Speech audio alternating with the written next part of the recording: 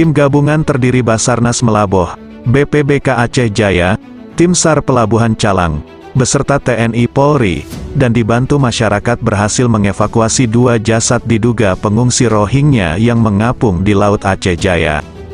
Kedua jasad itu sendiri ditemukan sekitar 5 mil dari bibir pantai Lokriga, Kecamatan Setiabakti, Sabtu, tanggal 23 Maret tahun 2024, sekira pukul 15.49 waktu Indonesia Barat.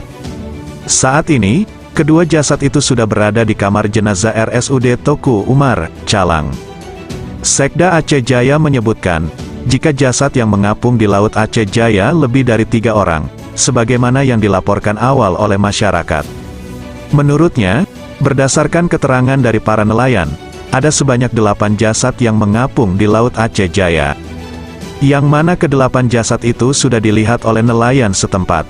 Total jasad diperkirakan itu 15 orang, sesuai data yang hilang dari kelompok Rohingya di Aceh Barat, kata Sekda.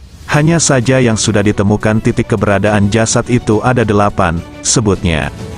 Dari total 8 jasad, 2 diantaranya sudah dievakuasi ke RSUD Toku Umar. Ujar dia, 6 lagi sedang proses penyisiran atau tim SAR sedang ke lokasi yang disampaikan oleh nelayan. Sambung Reza, ke-6 jasad yang mengapung di Laut Aceh Jaya itu sendiri juga diketahui berada pada jarak 6 mil dari bibir pantai.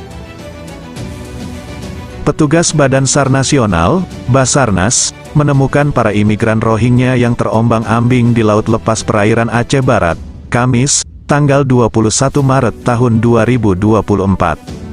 Puluhan imigran Rohingya itu ditemukan terapung di atas puing kapal terbalik. Para imigran Rohingya tersebut sudah berada di atas kapal Basarnas untuk dievakuasi ke daratan via Pelabuhan Jati Melaboh, Suak Indrapuri, Kecamatan Johan Pahlawan, Aceh Barat. Pencarian imigran Rohingya tersebut dilakukan sejak kemarin malam di seputaran perbatasan Laut Aceh Barat dan Aceh Jaya.